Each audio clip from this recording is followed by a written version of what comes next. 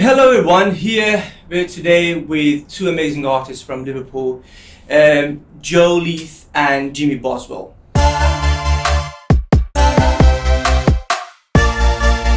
Tell us about yourself, like what do you do musically and how long have you been doing it? So I've been doing music since I was about 12, but I've only really been songwriting um, maybe for the last 2 or 3 years by myself, only really two. Mm-hmm. So I sort of just write based on what I'm influenced by. So it's pop music really, but it's influenced by rock and indie and a lot of 80s stuff as well. There's a real sort of mix of influences in there, and it's pretty much just my own kind of take on pop, pretty much. What about yourself, Jim? Well, yeah, I mean, I also make pop music, and I'm very influenced by a lot of stuff. I mean, I quite like rock, I like a lot of metal stuff, and jazz as well. I'm quite a big jazz guy. Mm-hmm. I think my stuff's probably a little more mainstreamy Yeah. sounding than Joe's is, but now yeah, I mean, that's all it is really. It's an amalgamation of everything that I like in music, and I just try to create something that I would want to listen to. That's actually one of my questions. Do you see yourself in one specific genre, or you don't really wanna tie yourself to one specific genre? Personally, no. I think it's a lot harder to tie music to a genre now because you've got access to everything.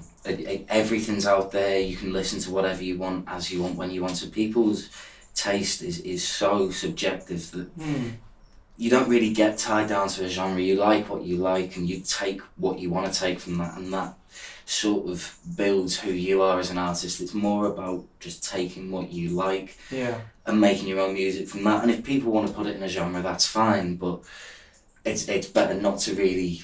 I would never class myself as being in any genre. That's for other people to decide. I just write the music that I want to write. Yeah, confirm saying what you were saying, that you're anyway subconsciously are influenced by what you listen to, whether you like it or whether you don't like it, you know what I mean? Yeah. I would assume it would be really hard to be able to control those influences because they're in subconscious level. But what about yourself, Jim? Well, yeah, I mean, I think that's a very interesting point you make, because it's like, I certainly know when I'm writing my stuff, it's like whatever I'm doing at the minute completely depends on what I'm listening to at the minute. Of course. It's like if I've been listening to a lot of jazz stuff, I mean particularly bossa nova stuff, then I will do stuff that's a lot more harmonically dense and rich and stuff. But I know it's completely dependent on that. And I think the thing with genres is that, as Joe said, you know, it's not really for you to decide. Because ultimately you will get pigeonholed to an extent. That I think that is just like the nature of the music industry. But at the same time, it's like those genres do help people to get like a baseline understanding. So, you know, if you classify some artists together, then you can, it's like a good starting point. But when you dive into it, it doesn't matter as much. You know, when you start getting deeper into an artist's catalogue, you'll see how much, or if they like to experiment and such, and then it becomes harder to classify. Of course. But, you know, yeah, exactly. On a song-by-song basis, it's like, I don't think you should be thinking about it as an artist, thinking I want to try and write in this genre of music. Yeah. I mean, it is a valid approach, but I think it just can sometimes yield results that aren't as natural as would be if you just try and write what you want to write and produce it how you want to produce it and see what comes of it. You know, you shouldn't be trying to limit yourself in any way. Do you guys come from a musical family? Did you? Or was it something that you were the rule breaker in the family? I mean, you probably more so than I me. mean, well, my mum's an actress and my dad's a film composer. All right, that sounds amazing. When I was young, my dad didn't actually. He wanted me to do music, and very deliberately, because of that, didn't force me to do it. In fact, quite the opposite. I didn't get guitar lessons for quite a while. You know, I had like some starter guitar lessons, but not enough to make me hate it, but enough to make me think, okay, I really want to play guitar. And very wise father. Yeah. So I kind of found it myself, and my dad is very, very musical, but then it meant that instead of being forced to comply to like what my parents wanted me to play or whatever, I listened to the music I want, and I was like, okay, I want to play guitar, and I started learning guitar, and then obviously it goes further, and you discover new genres of music, and you learn new genres of music and stuff. But I mean, that was kind of how I started off, and there are a couple other musicians in my family, but really it's my dad who really got me kind of into playing music, and then obviously, it's just gone from there. Really. I think it's a privilege to be in that environment, but at the same time not being forced into it. Completely. I think you naturally grow into liking it rather than just somebody pushing you to do something. Completely, because there's a couple of my friends that I know obviously love music now, but when they were young, they were really, really forced into it, and for a couple of years just didn't want to do it. They gave up. They were like, I don't want to do this. I hate this, because from the age of 7, they've been forced to learn rigidly music they don't like listening to because, they just had to. And I mean, that's what happened to my dad, which is I think why he didn't want to do that to me, because he didn't, obviously then I discovered it for myself, and it just, you don't grow up hating it, you grow up wanting to I agree. What about yourself, Joe? Not really. I mean, I've got, everyone in my family can hold a tune and so on, but there was no one who's particularly a musician or anything. I just kind of grew up surrounded by music, and my parents had very different music taste than my grandparents did, so I had a lot of sort of different things going on around me. There were no real instruments in the house or anything when I was a kid. That was something that I kind of had to go and decide myself that I wanted to go and do. But I just grew up surrounded, listening to music, really. There would always be music on the house coming from the kitchen or while someone was cleaning the house or something. So there was always music going on, and I think maybe subconsciously that might have had an influence, but it was something that I kind of just started to fall in love with by finding it myself, really. It was never something that anyone in my family told me to go and do or pushed me to go and do. It's just something I kind of naturally fell into, pretty much.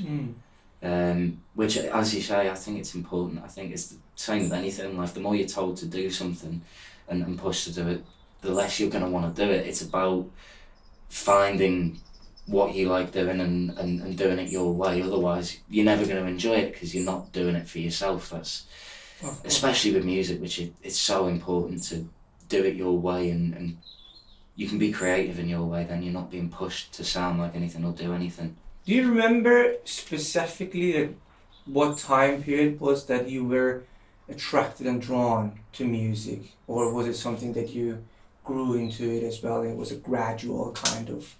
I think so. I mean, there's a couple of things I can sort of pinpoint, and sort of moments where I first got into listening to music properly and finding it myself. Things like, sort of the first set of headphones I got, which I didn't take off for a week, so I was just listening to music and non-stop, and little details like that. But it was really something where, I started by doing like a school gig that I wanted to sing a cover at, and then I fell into a band, and then I started writing in the band, and then just grew into it that way.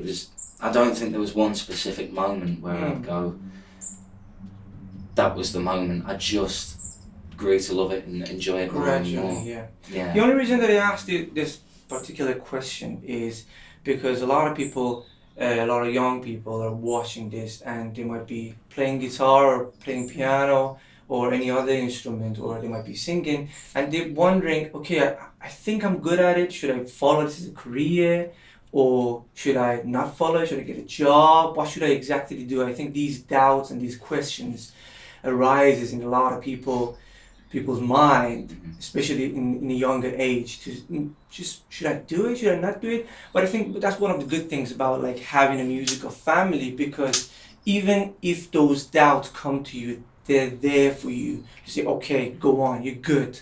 You know what I mean? Exactly. I mean, well, my family have been very, very supportive on that front, and I've struggled with doubts like that myself, and for much of my life, really since I was very, very young, I always was like, I want to do computer science.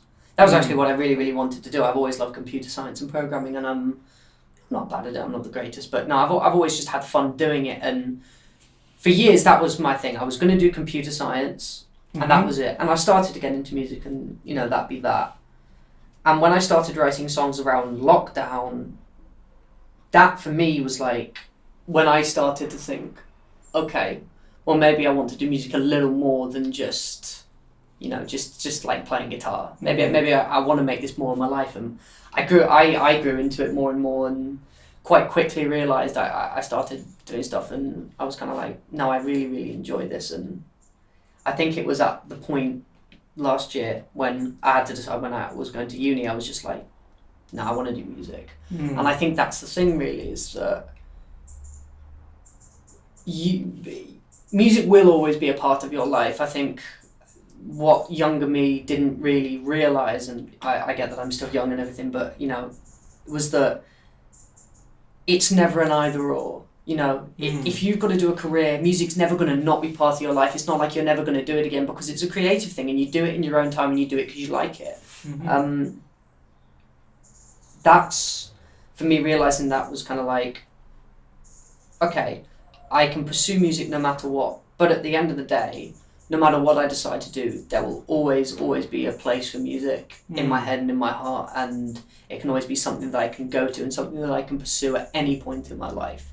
I don't have to be tied down to one thing, I can choose to do it. And that, I think, is the beautiful thing about music, is that you don't need any qualifications, you don't need anything at all, you just need to want to do it. We're gonna get to that. Yeah.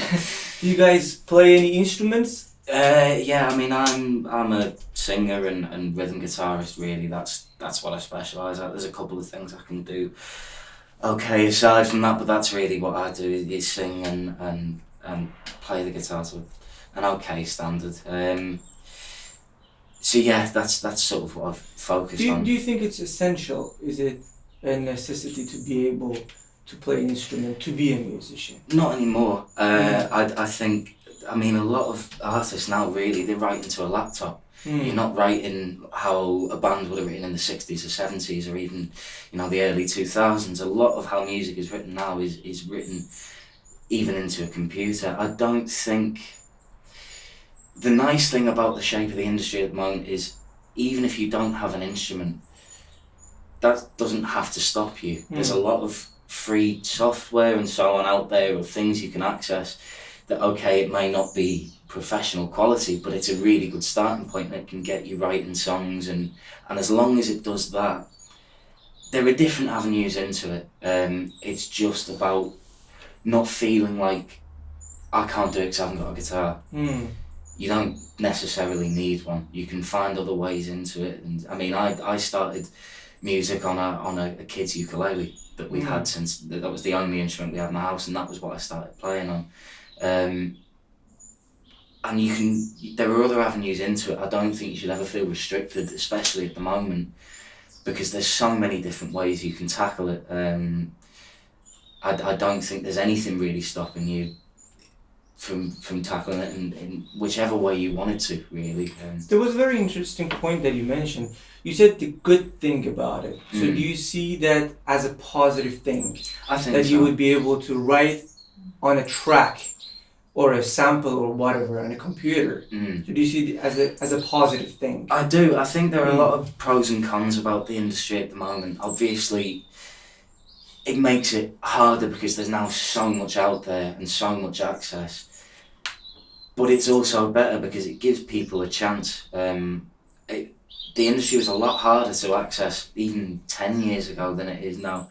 There's a real open door there for anyone to pick it up and go, I can give this a try and do it as a hobby and just see how much I really want to pursue it. And I think that's the main blessing of what it's like at the moment. There's no closed door. You're 2 clicks away from having a track on YouTube, and that's a start already. You don't need to have a label or anything. You can pretty much facilitate it all yourself, which is, I think that's the main benefit. As you said, there are a lot of pros and cons, and a lot of people are against social media and everything's going on in the music industry right now, but I think it's obviously how you look at it. Yeah. And you gotta realize whatever industry that you're in, it's gonna change through time. Doesn't matter if it's gonna be music, doesn't matter if it's gonna be farming or whatever, it's gonna change, and you're gonna have to adapt. Yeah. Completely. Otherwise, you're gonna be phased out, and that's the reality of it. I think that's one of the most annoying things I constantly see is that, like, and don't get me wrong, there's a lot of things wrong with the music industry at the minute. Yeah. But people go, oh, it was better back then and all that, and no, it wasn't. Mm. It was harder. It was a lot harder back then to do stuff, anything at all on your own. Mm. You know, like nowadays you can literally just get your laptop out and start doing stuff and release it and have it out there and people can find it. And as you said, you need to adapt. And no matter what industry you're in, as you said, even now, we will always, as musicians, have roadblocks and need to overcome them. Mm-hmm. You know, it's just a simple fact. And no, there's things in the industry that are not great, and you know, obviously, really, really nasty and stuff. But the only way to, you know, overcome those and, you know, even if you get successful enough, be able to inspire change is to move past those and work with what you have, and, you know, that's all you can do really. Because if you're not working with what you have, then, you know, you can't be sitting there waiting for things to just go your way and 100%, finally 100%. fall into place for you. 100%, I agree, 100%. Have you released many songs? Yeah, I mean, I put out an EP, it would be 2020 now, so about 2 years ago. Mm-hmm. And I've had a couple of singles since that sort of, I'll be 100% honest, they weren't really very well produced, if produced at all. It was just songs that I'd done by myself in my living room, pretty much recording like that, and most of it was computer generated because I only had a guitar, so that was pretty much all I could do, so most of it was done on the computer. And I found that it just kind of naturally grew. Like I've met Jimmy and we've started working on an album now, and the production quality's improved a little because we sort of, I'm taking he's got amazing production knowledge that he's taught himself, and I've got some ideas. It's about kind of not feeling pressured to sound amazing, you know. The first stuff I put out, I'd listen back to it now and oh God, I'd never release that now. But I needed to do it then, because otherwise I wouldn't have got to where I am now. So I agree. It's about sort of taking those step by steps and starting with recording, and there's loads of stuff out there that you can learn about production, and you learn all the time. You never stop learning because there's no fixed way of doing it. It's completely subjective, even right down to the mixing of the track and all of the production elements. All of it is entirely subjective. So yeah, you have to release stuff with what you've got. So you can sort of hear in the stuff I released 2 years ago, it's nowhere near the level of what I'm doing now, because I've learned a lot in 2 years, but it's much better than the stuff I was doing a year before that, and a year before that. 100%. And it's nice to have that progression there. It's nice to hear it because it reassures you. It gives you the comfort that you are moving forward. You can keep progressing. You just have to be patient with it. That actually raises another question, that if you had to choose, would you choose quantity or quality? That's a tricky one. That's a tough one.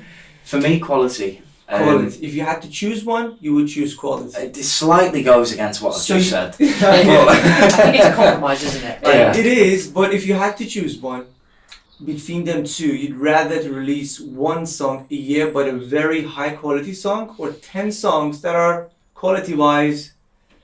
I think now, yeah. Again, at the time, it was about sort of getting used to releasing music and sort of learning things about how the whole process worked, and little tips about how you should do it. And I'm glad I did do it that way now. I think when you start, don't be afraid to put it out there. Yeah. Because that's how people find you, that's how people listen to you. Maybe someone you know does music and likes what you've done, or so on and so forth. But now I think it's also important that you don't rush to release anything. Sure. You should never feel that, oh, I finished it, let's put it I'll out. release it, okay. Because you have to find a sound that you feel is completely yours. And you have to find a way of doing it that you feel suits you. So I think it's important to go okay, I've written this, I'm really happy with it. Maybe I should listen to it in a couple of days and see if I'm still happy with it. Because I'll still listen back to old releases from 2-3 years ago and go, oh, maybe could have or should have done that. Yeah. It's important to get used to releasing, but never rush it. Don't force it or pressure yourself or anything. It's about taking your time and getting comfortable with it, and finding something that's distinctive to you, because everyone does it their own way. True. So you have to do it in a way that is just completely natural to you. Very true. I have actually that conflict in myself as well. I'm gonna ask you that after I tell you this. So I have that kind of a conflict in myself. So I'm a kind of perfectionist myself. I want to just tweak around stuff that I mess around the whole thing. That I mess up at the end, to be honest. But like logically in a conscious level, I do think that, especially with social media nowadays, it is a number game. And quantity is very important, because your presence is important. You know what I mean? It doesn't matter what song you put out there. If the idea is good, like the quality of the sound might not really affect the listener that much. Obviously, it's a compromise, as you said. But if the message is a good message, which is obviously that's something that you would be able to develop during the years that you're working at as a musician. But still, I would think consciously though, because subconsciously I do still go tweak around stuff, that I think it's a number game, and like having a high number of tracks out there, it is important, because at the end of the day, the social media and the whole Google thing, it's an algorithm. And the more of you exist out there, the more influence you would be able to have, the more you would be known to the No, I think it's the musician's curse, really, what you talk about. Is that where's that fine line where you're finally happy with what you've got to release? And I'm speaking as somebody that's never officially released any tracks of my own, because I've been, trying to get the quality up. And you're right, it is a numbers game. I mean, you look at things like TikTok, the algorithm is like specifically rewards you for posting consistently. Absolutely. And if you carry on consistently, you will just get bigger numbers. And that is something I've struggled with. But, in terms of what you said about picking between quality and quantity, you do have to make that compromise. You have to find a point where you're happy enough with it that you think you've improved, I think. So you can listen to the last thing you did and you went, okay, it's not perfect, but it's better, and I've made an improvement, sure. And the next one will be even better. As long as you're growing all the time, then I think that's the important thing, really. And obviously Joe's has released music and can look back, and I don't have as much insight into that, because I have been making music for a couple of years, but I only have my own point of reference to go off, and like a close couple people that I show my songs to, and I don't have any like feedback from anyone. And I think when you release stuff that, even if it's not perfect, you get feedback from people, and you hear what they say, and that allows you to grow more. And I think it was Arnold Schwarzenegger who said, I want to fail faster, because the more you fail, the more you learn, and of course that allows you to grow. But I think, especially like as we said, around this era, you got to be more daring, because you're more exposed out there, and a lot of people might so-called attack you with their comments and with what they say. You know what I mean? You got to be a bit more daring. That's what I think. To be able to handle those like comments. You know what I mean? I mean, to be honest, I've actually always thought, and I've said this to Joe before, is that I can't wait to have haters. I actually think when you have haters... All the haters! Exactly!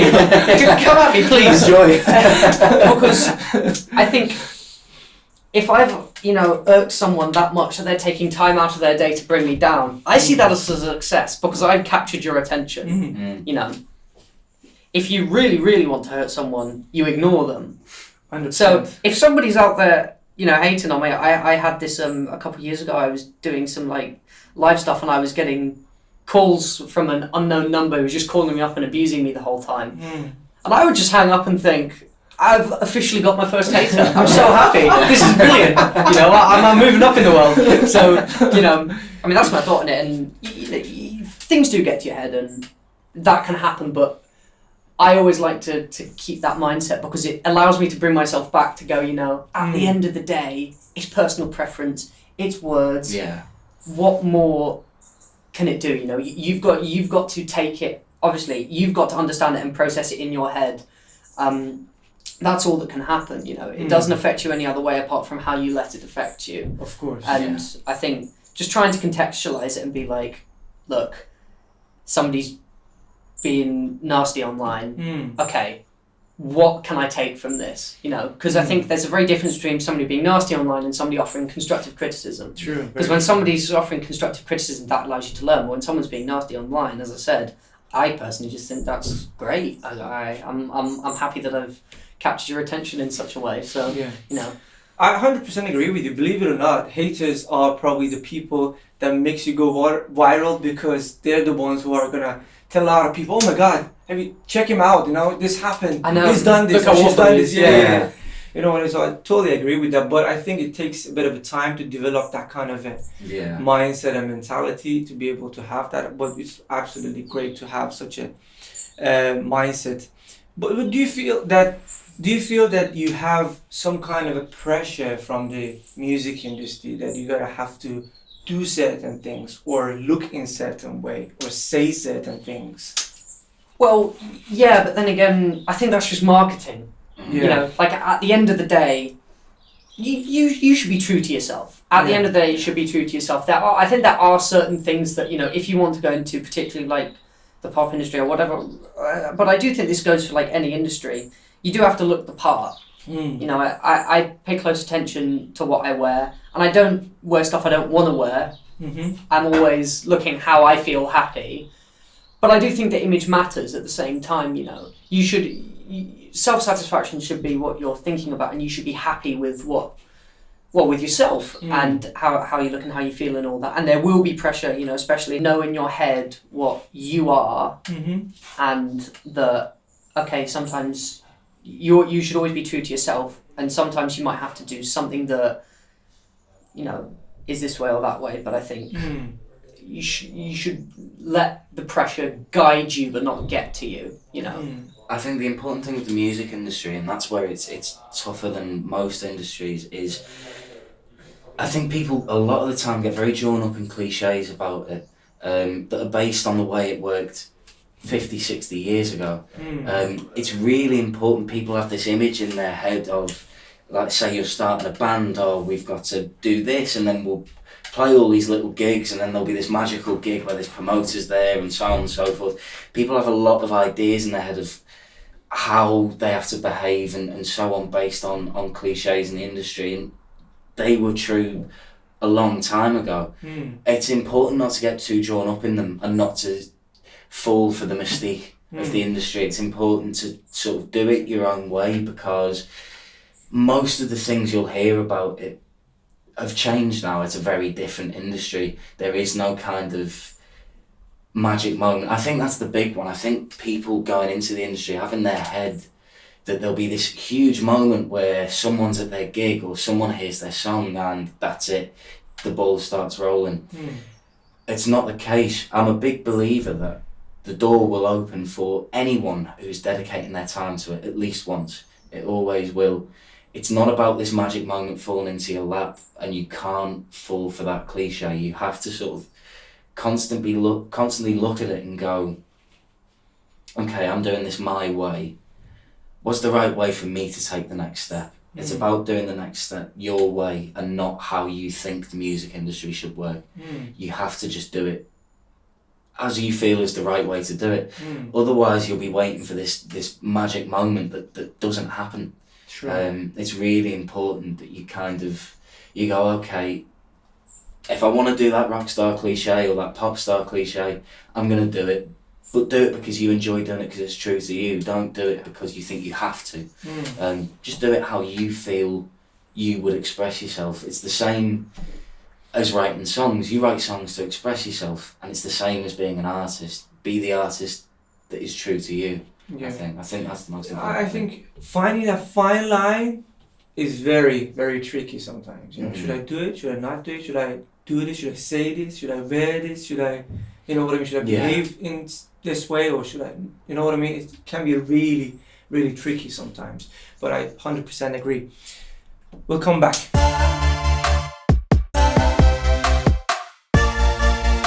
Joe, tell me, have you studied music?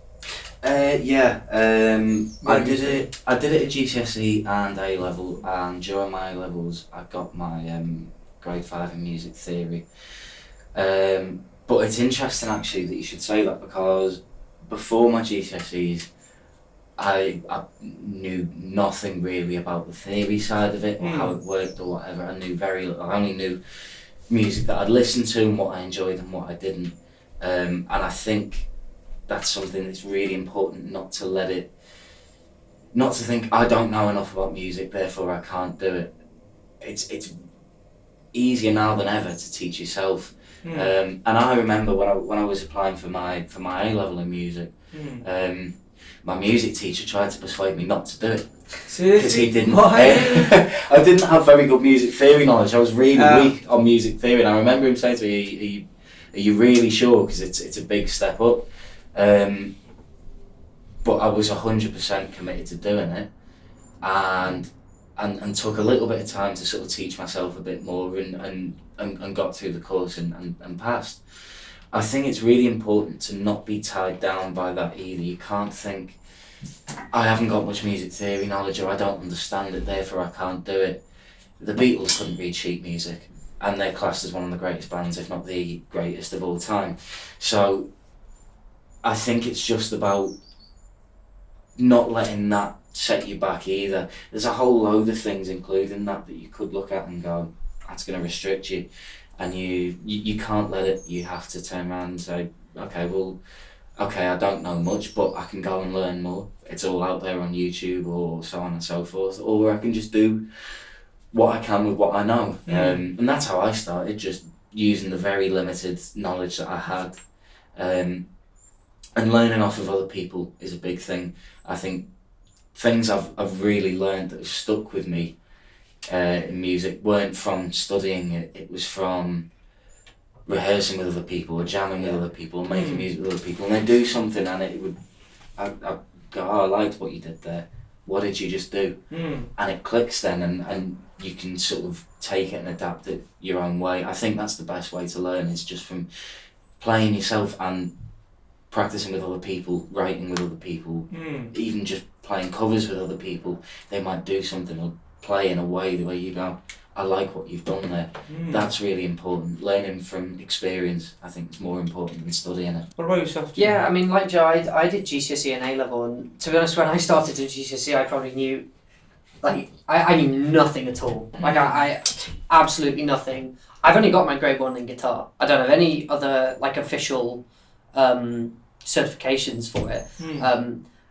I have taught myself a lot, and I've had really amazing music teachers at my school, like loads. I had an amazing guitar teacher, and as well as just like the actual music teachers. I was very, very lucky with my school, because my music teachers were, particularly one was just like, look, I know we have to do theory as part of the course, but he was so focused on getting us up as players and introducing us to playing gigs and the reality of music, and not just studying it. Yeah. And me and another person who's we all kind of play together live, and Ethan, who's I went to school with, you know, he was a lot more up on music theory and really helped me learn a lot of it.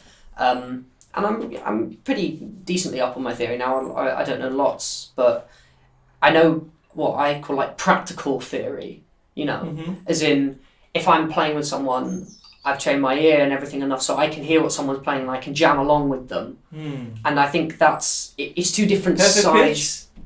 I don't have perfect pitch, no. Relative pitch? Kind of. Yeah, I can do intervals pretty well. And I can, once I can do chord progressions by ear, and I can figure out keys most of the time by ear. But I'm still working on that a bit, but you know that's it's two different sides, you know, with like music theory and stuff, and you don't need to know it. Yeah, I think my whole thing with music theory is that, like, you don't need it, but it helps. It's a tool. Like particularly in 100%. terms of songwriting, you can sit down and know nothing at all and just learn guitar shapes and write music like that. And for a while that's what I did, but then also I've learned theory now so that like if I ever get stuck, it's like, okay, well how can I apply what I have? Toolbox. Exactly. It's just something you can use to help you, you know, flesh out something that you already have or go one way or the other. And that's kind of, I think that's important, being able to play with other people. But then again, you know, it depends on what you're doing, because if you want to go into classical stuff, there's less focus on improvisation, and you do want to be really, really good at reading sheet music and having to play exactly what's written in front of you. And I think that's another kind of musicianship, and it's another art form to really, really be valued. But I think that they're completely different, really. You know, gigging and playing with bands and going up and jamming with people is very, very different to sitting down with a piece of sheet music and playing exactly what's written in front of you. And there's quite often like a struggle from both parties to have to sit down and do one or the other. Because me, like I played in the Liverpool Philharmonic youth like session orchestra for a bit as a guitarist, and I can read sheet music, but not very well. I can't sight read, and it often became the case that like I'd be given music and Comes in time. yeah, but I would just not, like, I'd see the music, I'd kind of roughly figure out what I was doing, but then I'd just do my own thing based on that. I physically couldn't do it. I couldn't just play what was written in front of me, because I had to have some kind of imprint on it and play something that I enjoyed, you know. Yeah, I know what you mean. Yeah. I understand what you mean. How do you guys network? Let's just say, let's just say, because I think that's a very crucial part of being a musician. Yeah. If I'm, for example, a songwriter, or I'm a musician, whatever I do in music, I don't want to be the only musician in the whole world sitting around. I want to be able to work with others. Yeah. To be able to make a piece. For me, I think that's the most joyful moment, to be able to be in a room with a lot of musicians, that everybody does something that adds to the track, and the final track is a product, so-called product, of us being able to collaborate with each other. I mean, I think that's really what we've done with Joe's stuff. I mean, pretty much, yeah. I mean, my stuff started out just me writing it, and then our bassist and my friend Jude introduced me to Jimmy and Ethan. We played our first gig and we found our drummer, then brought in one of my old school friends, Tyler, and he's joined the band now as well. But you have to kind of, I think getting out is important. Even if you're a soloist, getting out and trying to play live, you will meet people, and you'll get to work with people and so on, and not being afraid to talk to people. I mean, Jamie, our drummer, he'd just come off the stage and we'd been watching his band set, and I was like, he's a really good drummer, and we just went up to him and said, look, you're amazing. And he said, well, do you need a drummer? I said, well, yeah, we really do, and that was it. we had the keyboard player playing drums at the time. Yeah, we did. It's a slightly different setup. I think that's important, getting out and not being afraid to talk to people. You have to kind of overcome that fear of going up to people, and now I sort of try and make a point of speaking to as many people on the bill that I'm playing at the gig as I can, because I think it's really insightful. They don't have to come and join your band or anything, but just to talk to people, even get a feel for how they're doing it and what they're doing. You can really pick So if you want to give few tips to people who want to network, you would say getting out there and performing, talking to people. Yeah, definitely. Okay. You just don't be afraid to just go up and have a conversation with someone. You know, just like, you don't have to be constantly sitting there in like a business-oriented mindset, like, okay, I need to get to this person, then that's going to take you that way. It's just like, just talk to people. Just go up and see what people have, because you never know straight away what somebody will be able to offer you. You might just find really, really good friends. I mean, so for instance, Joe and I, we met just because we had a mutual friend, and Joe needed a guitarist to play this gig. And then out of that, now we're collaborating so much and producing each other's songs, doing this and doing that, and we play gigs with each other, and it's transformed into something completely different that I never would have imagined a year ago. You know, it's just gone completely wild, and I never could have predicted any of it, and that is the joy of doing it. And even once again with our drummer, we met him at a gig and we saw him there and we were just like, oh, you're so cool, you know, well done, you're amazing. And he's like, yeah, Hop on board. exactly. Yeah. You know, and he is Jamie Davies, one of the most amazing drummers Wow. ever. Yeah, he's really. incredible, He's absolutely fantastic. incredible. So yeah, once again, And he'll be you- absolutely made up with that. He'll be watching there with a big grin on his face. yeah, you know, I think that's the main thing. And going out to gigs, not even just necessarily playing, just going out and being around. You Yeah. know, go to gigs, go watch music, Yeah. and see people perform, and go up and speak to them. You know, and whether they're big or small, musicians are people at the end of the day. I think that's the thing that it happens a lot to celebrities, but also to musicians, as people get scared because they're like, oh, you know, what if they're like this, like that. Most people are just normal people. It's like if somebody comes up to us after a gig, I just have a chat with them. Yeah. You know, Exactly. it's not like sometimes people have this like reverence to talk to people because they're on the stage and they're performing and they're the star. It's like, well, once that's over, just take it down to a human level. Yeah, you know? but I was going to say, off the stage, I know in our case, we're just six idiots really. Exactly. We sit backstage and mess around for a bit. We're not anything special or this amazing thing. We really are just sort of sat around messing around. We're normal people. Yeah. And you have to remember that with other artists as well. Even if you look at them and go, oh my God, they're amazing, they're the best I've seen. They'll come off stage and they'll have a pint and then they'll go home and go to bed. They're not like some kind of mystical figure, they're just people. And it's really important to remember that, and you learn a lot from even just the experience of being in live gig venues and being there and seeing it.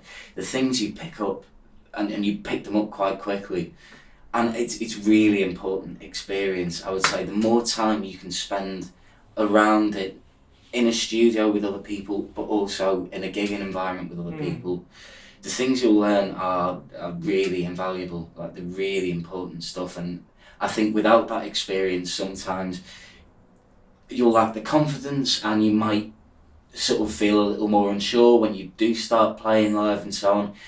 To have that experience, I mean, we're at a stage now where we're comfortable walking into a venue going, right, okay, what have we got to work with? What do we need to do? How can we get the best out of what we've got? And that's just come from a year of playing gigs and getting used to it. I think that's really important, getting that experience on board. And I think what a lot of people sometimes get, I mean, I know for certain that I struggle with this, is like there's this fear that something's going to go wrong. It's like, oh, they're going to hate me if I go and talk to them. And I always say, just in terms of that, just stop thinking, get out your head and just go do. Just do it. Just do it, yeah. Just throw yourself at it, and if it goes wrong, you'll learn from it, and if it goes well, you'll be very happy. So That's it, I agree. Do you guys have mentors, or is that something that you're seeking to find?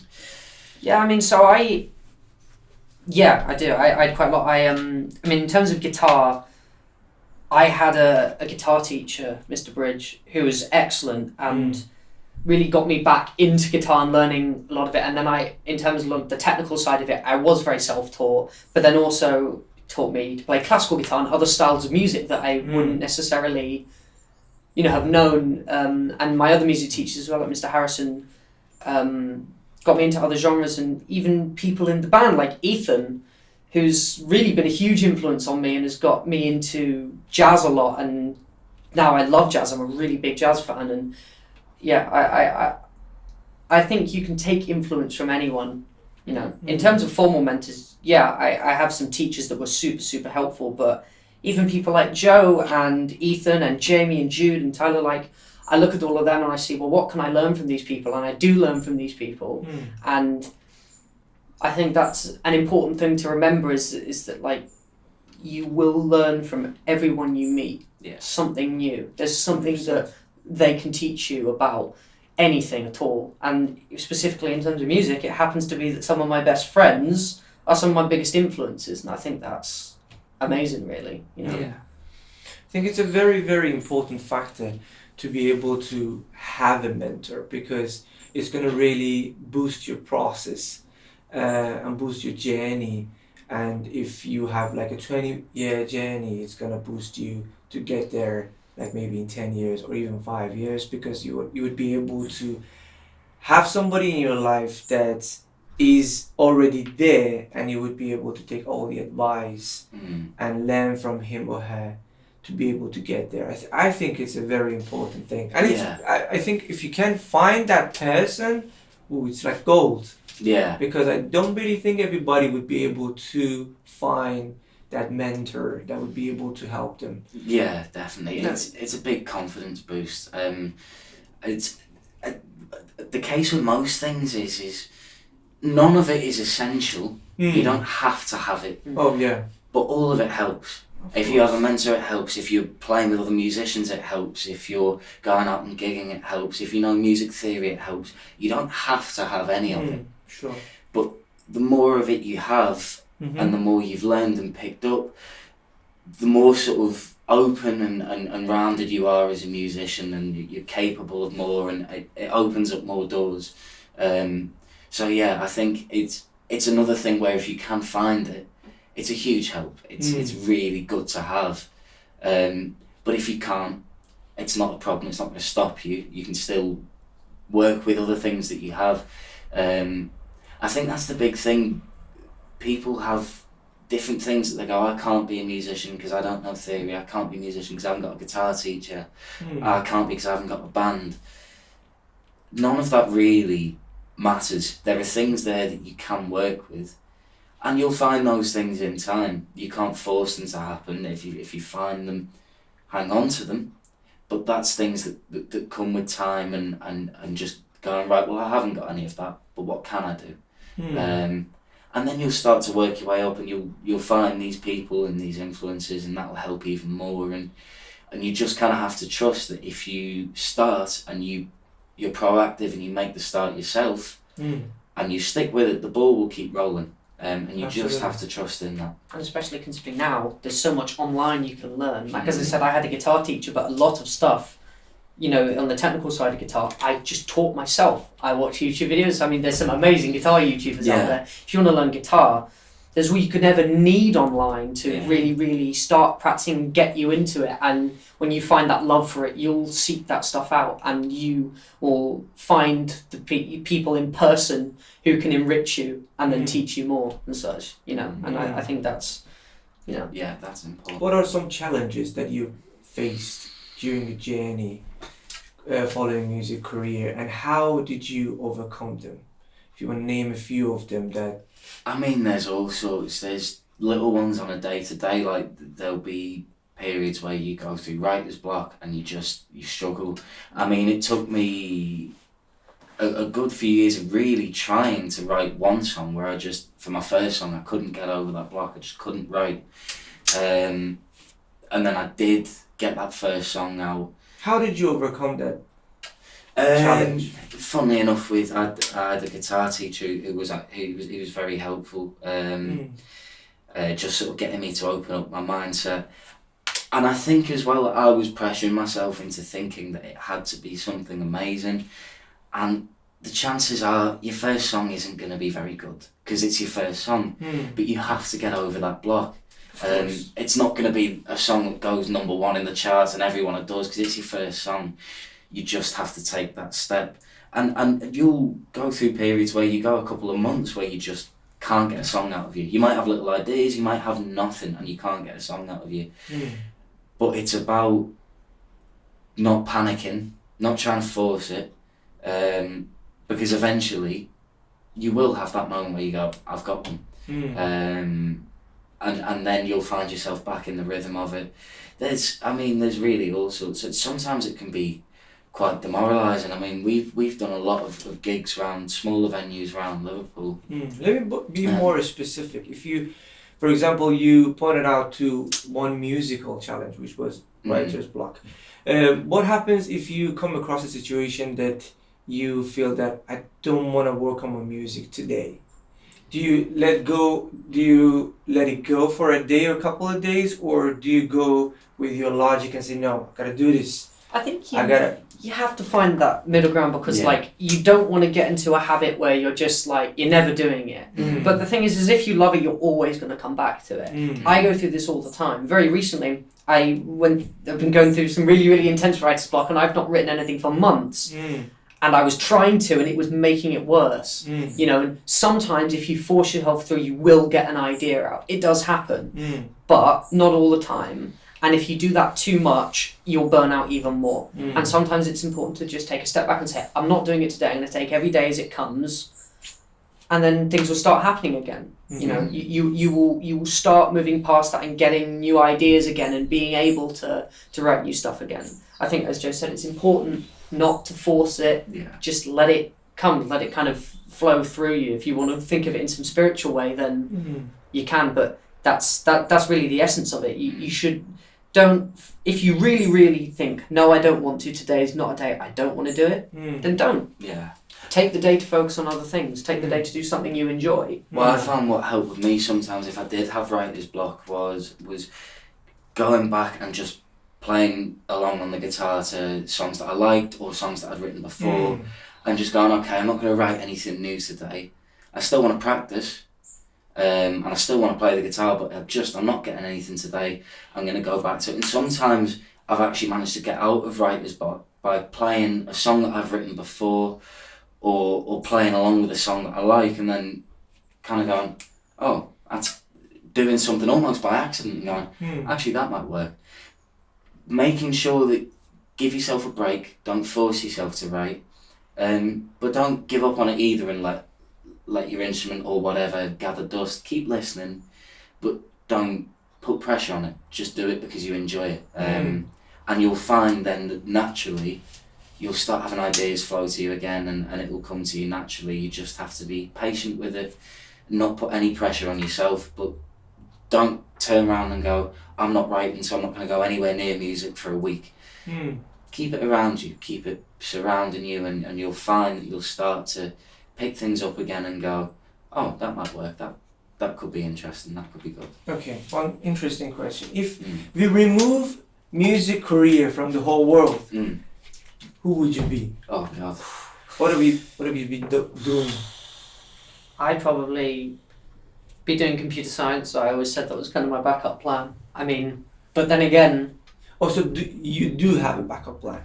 I do. So is there a certain time But- that you gotta say, okay, in 10 years time, if I don't get there, I go like, for example, software engineering or See, whatever in relation to computers. if you asked me last year, I would have said yes. Okay. But in the last year, I've realised that this is what I want to do. This is who I am. This is what I want to be. And How do you realize that? That's I think a personal challenge that everyone would have. Not even in music career, in every other career, that they would ask themselves that, is it something that really I want to have? How do I realize that I do really want to have it?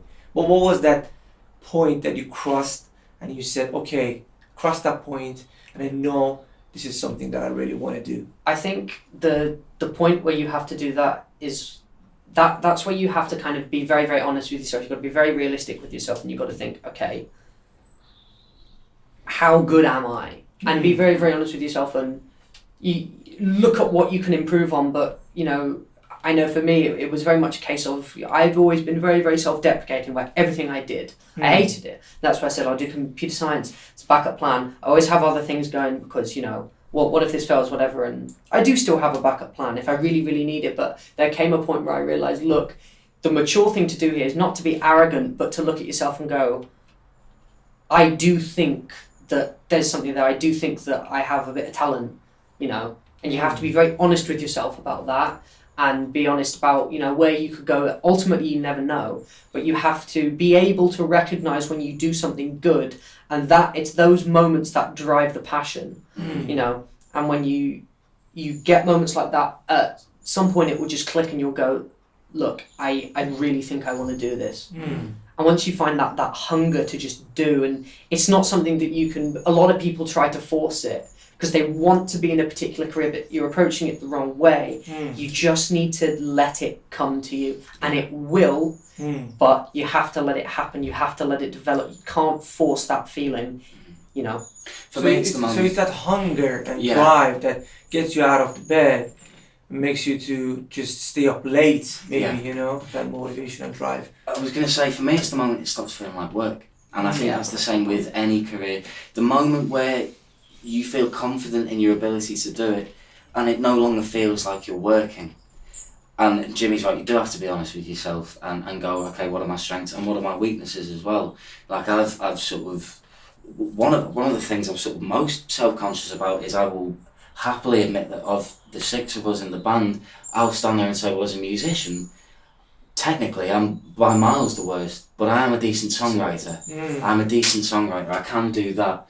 What are my strengths? Okay, I might not technically be a great musician, but I can write a good song.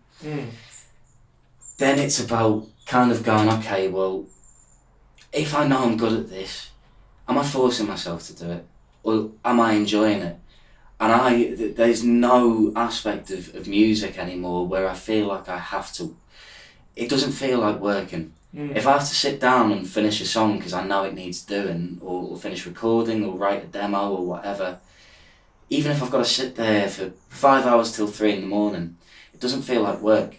And the time just goes because I don't feel like I'm pushing myself to do it.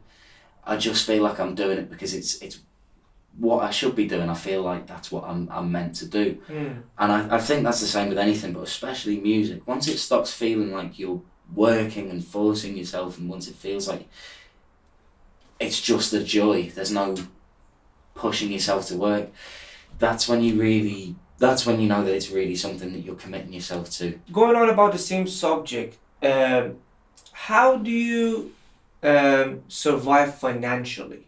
Because that's another challenge for musicians. That okay, I'm doing music. Music is gonna take time. It might take 10, 20 years for me to get there, to be able to be in a position that I'm financially free. But how do I support myself financially? What's your approach? Obviously everyone have. Honestly, it's about sort of, in terms of the musical stuff, you have to be smart. So don't go out and spend, when you get your first guitar, don't go out and spend $1,000 on a guitar that you've gone, oh yeah, that's going to make me an amazing player, or so on. Or if you're, going out and gigging, don't spend loads of money on expensive equipment that you think is going to make you really professional. If you're not a professional musician, don't budget like one. You have to budget for the level you're at. But at the same time, if it's a toss-up between spending 50 quid on a night out or a rehearsal room, spend it on the rehearsal room. You do have to put money into it, but be realistic. Don't go, I'm going to buy all this professional equipment that's used by the top people in the industry because that's going to make me one of them. It's unrealistic. I learned that lesson the hard way. I bought a really, really nice Boss preset pedal board, 500-600 quid, and it broke within a day. Wow, within a day? Within a day, and I'd learned nothing from it because it was all presets. So with the same budget, I went, okay, well I've got this money here now. I've got my refund. I've got the money here. Instead of buying another one, I'm gonna go and put together a pedal board myself. And I bought a couple of second-hand pedals, a couple of cheap pedals off of Amazon and so on. Spent a day just doing YouTube research on what was going to suit what I needed. I put one together for half the budget, and it's perfect for me. Amazing. It's exactly what I need. It's unrealistic to try and spend on professional equipment when you can get some really good quality stuff for a much lower price that, for the level you're at, will really benefit you. And then the expensive stuff comes later if you get the budget to do it. You kind of just have to work with what you've got, really. Even sometimes that faulty item can give it this buzz or noise that can make it like so authentic. Yeah, what I mean? So yeah, definitely. I think you can't, because the truth is we work on right now quite a tight budget. There's not a lot of money there to spend on the gigs. You don't get paid very much for the gigs. And we've only just started really Exactly. getting paid, and it's not a lot per gig. You don't get paid very much. If you're lucky, it will cover your travel there and back, and that's about it.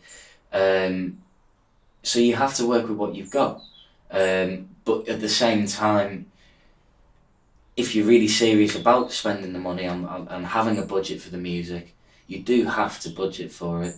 Not loads, but say, okay, I'm gigging, I need to rehearse, I'm going to get a rehearsal room this many times in the run-up so that we can rehearse, or I can rehearse and get ready for it. You have to be really practical with it. You can't over budget. You can't spend too much on other things. You do have to dedicate some money towards it.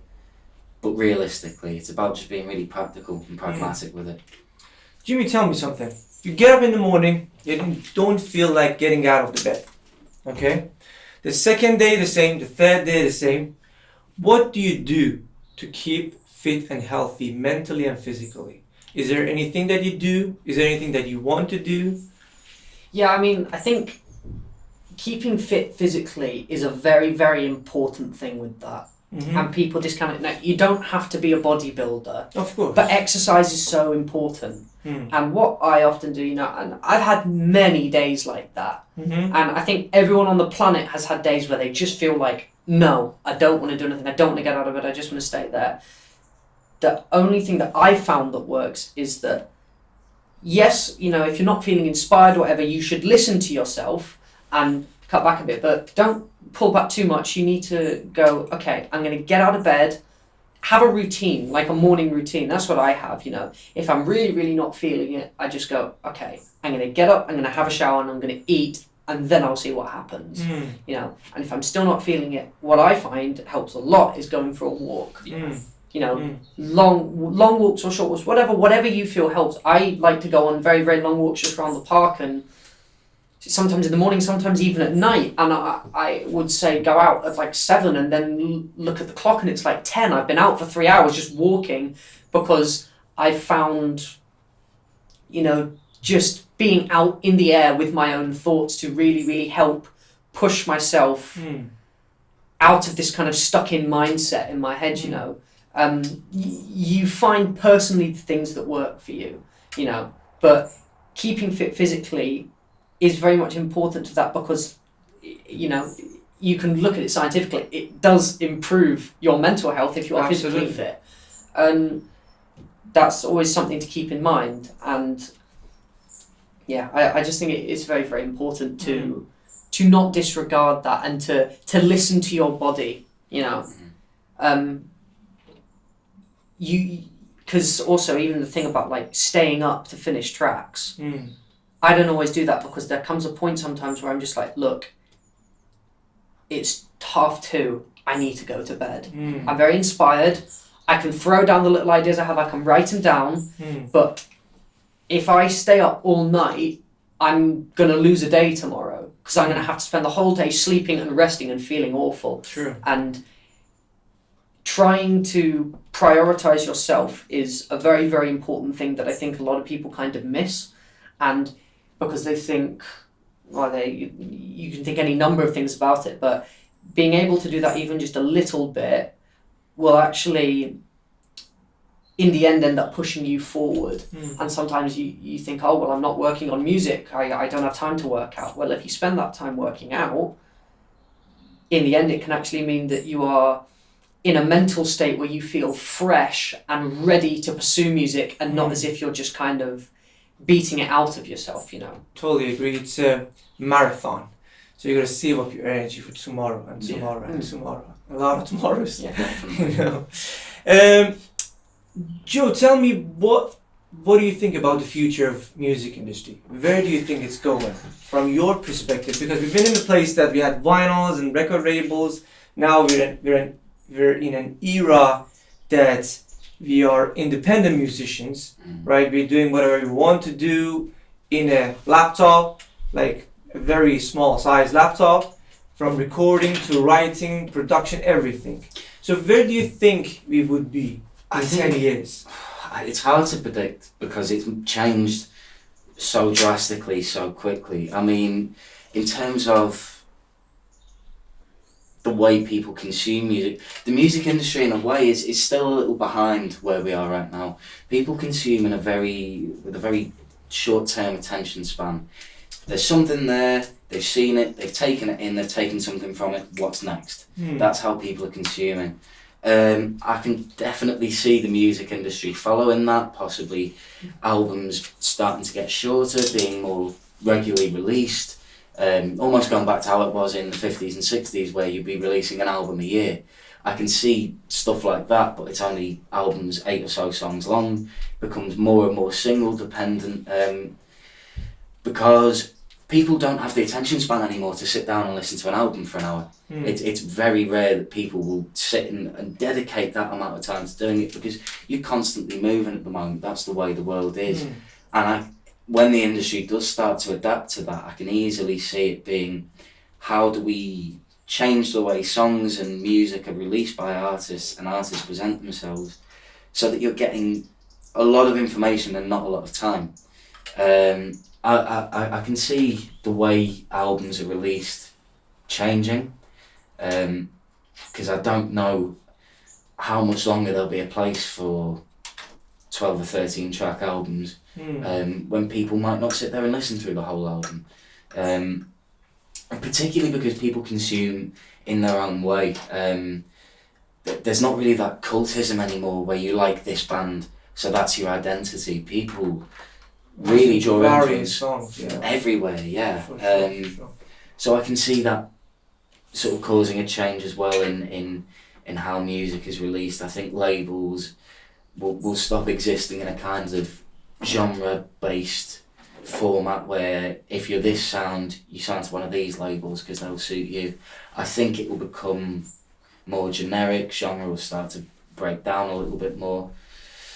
But it's hard to predict. It could swing back completely the other way. I agree. Vinyls came back in and people didn't think they ever would. So Oh yeah, I agree 100%. It's hard to predict. 100%. Tell me something, Jimmy. Through your music, is it something personal to you that you try to express, or you try to go with the trend and what's happening in the world? It really depends. It depends on what do I feel like saying, you know? And also, for one, I don't see anything wrong with, if you don't necessarily want to say anything deep or say anything personal yourself, I don't have an issue with that. Only if you are happy with what you're releasing. I write about personal stuff. I write about stuff I see. I sometimes write about fictional stuff that, scenarios that I imagine in my head that I think about, how would I be in this situation? Or can you create, a caricature that you're playing? There's so many different ways that you can approach songwriting, and I don't think any one way is less true to oneself. It's only if you feel it is, and not necessarily the people will like it, but at the end of the day, that's the decision you've got to make. So I've written a lot of songs that are very personal and about stuff that's going on in my head. But then some of those songs that I've written, if I read the lyrics back, I'll look at it and I'll show it to people, and they'll have a completely different interpretation compared to what I wrote it about, In a sense, it almost kind of does, but doesn't really matter. It's what you take from it. It's what you take from my music at the end of the day. Yes, I am writing songs kind of for myself, but at the same time, the songs I'm writing, if you listen to them, what you take from that is what matters to you. It's entirely personal, And as I said, I think with anyone that's struggling about, what do I say, doesn't matter. Just say what you think. Say whatever you think. Yeah. Be true to yourself. So, if you look back in time and you want to tell your 5 years younger version of yourself few advice, what would that be? Just keep going. Stop putting pressure on yourself. Don't rush it. If I could go back a year and tell myself that I would be playing gigs with a live band, I'd say, well, that's not possible, because that wasn't where I was at a year ago. Definitely not further back than that. So don't put pressure on yourself. Just let it happen. Things will open up and opportunities will come up, and you can't force them to happen. You can't make them happen. It's important to keep that end goal, but it's more important to just go, okay, well, what am I doing right now? I think sometimes it's very easy as a musician to get lost in the final goal. We all want to be number one. We all want to be headlining Glastonbury. That's the dream for all of us. That's why we do it. That's why we love it, to connect with people. But you can't get too lost in that, because there's a whole load of steps that you'll need to take to get there, and a whole load of opportunities and luck that you need.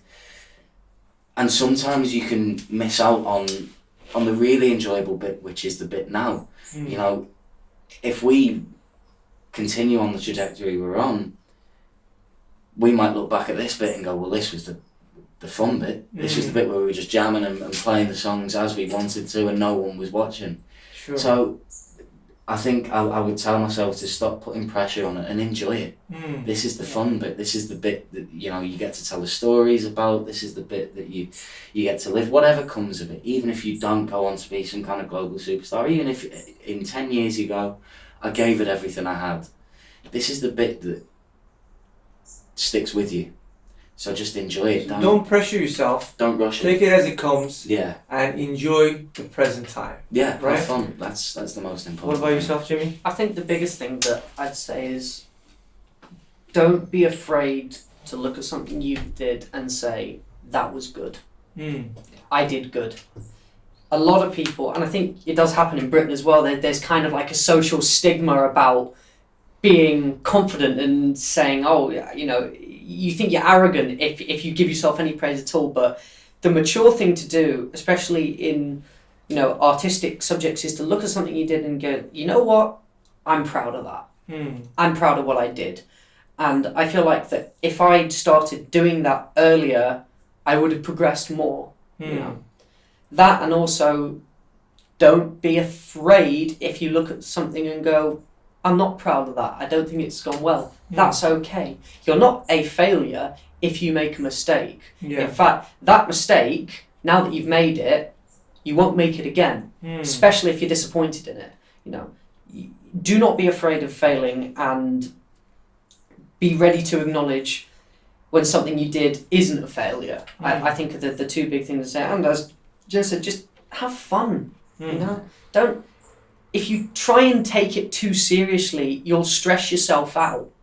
There comes a point where you have to be realistic and serious and business oriented, and I get that, but that is a different thing to forcing yourself to be just this like straight arrow to a particular goal. It's never going to be that way. Mm. You're going to take twists and turns that you don't even know yet. Mm. I don't even know what's going to happen tomorrow. I have no clue Sure. what will happen in terms of the music. You know, literally anything could happen, and just enjoy the journey you take, because if you let it bypass you too much, one day you might be the biggest star in the world, but you might be sitting there thinking, you know, I wish I'd just taken those times when we were playing in grutty venues and, you know, broken rehearsal rooms, and think that was the best time of my life. Yeah. Mm. You know, and even though I'm living in wealth and luxury now, those times are the times when I had the most fun. You know, really, really absorb it. So don't be afraid of making mistakes, and have fun. Yeah, and just recognize Enjoy. when you're good. Yeah. You know, That's it. be proud of yourself.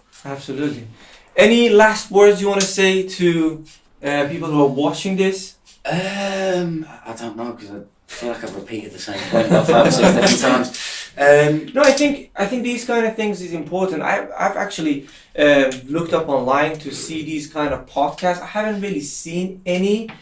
Obviously, there are a lot of podcasts in a higher level. For example, talking to Ariana Grande, The Weeknd, but no one really talks to musicians that are working and they're not on the top yet. Yeah.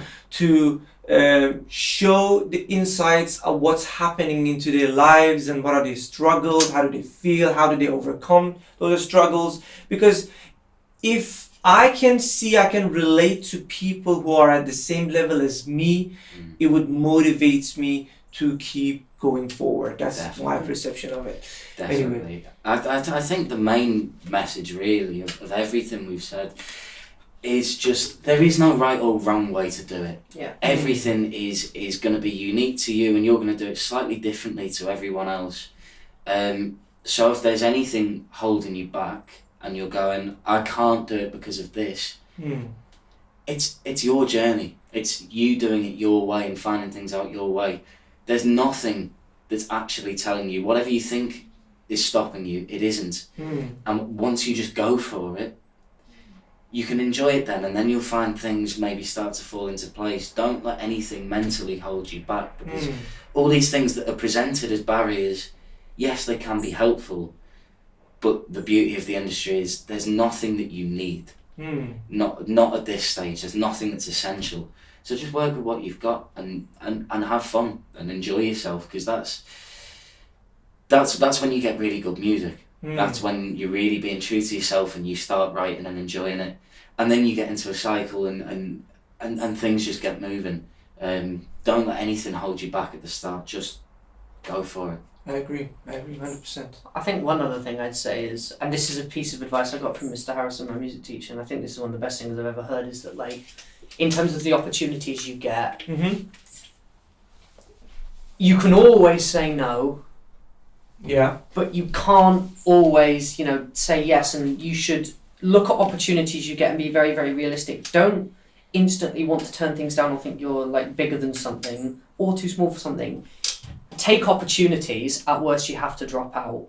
And I think, once again, with a lot of the things that we've said, I think everyone, likes to think, oh, it's just a cliche and that. But I do think, and, once again, if you asked me like 2 years ago what I thought on saying stuff like this, I would have said the same thing, oh, it's cringy, it's a cliche. But I genuinely think, having lived it now, it is like a real thing. And when you see these motivational speakers, a lot of people watch them and force themselves to try and listen to what they're saying and embody it. But, like, you really have to live it. And there will be that moment in your life where you suddenly find that passion and that hunger, but until then it is impossible to understand. Yeah. And if you're sitting there thinking, oh, it's just a cliche and things, it may seem like that at the time, but seriously, remember it. You don't necessarily have to take it on board at the time, but just keep it there, because there may be a moment in your life when you suddenly do find that hunger, that it just clicks and makes sense to you. And sometimes that can be a little daunting, and if that happens, know that the journey is just beginning and the journey's carrying on, and you need to be true to yourself, and that none of it's cringy, none of it's that, as long as you're true to yourself. Really, that's just all I'd kind of say. I agree 100%. Like every Disney movie.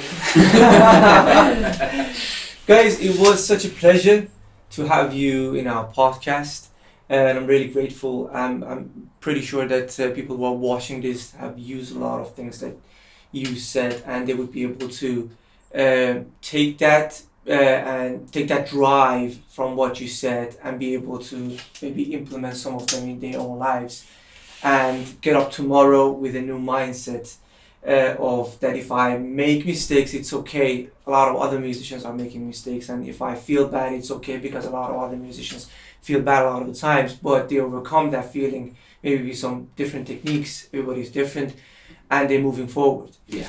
And thanks for coming. Thank you very much. It was such a pleasure. Pleasure. Thanks very Thank much. you very much. Guys, you make sure you go down in the description. I'm going to put the social platforms down there. I'm going to put the latest songs down there as well. Make sure you go to their socials, give them a follow, go listen to their music, and follow us for more. And have fun.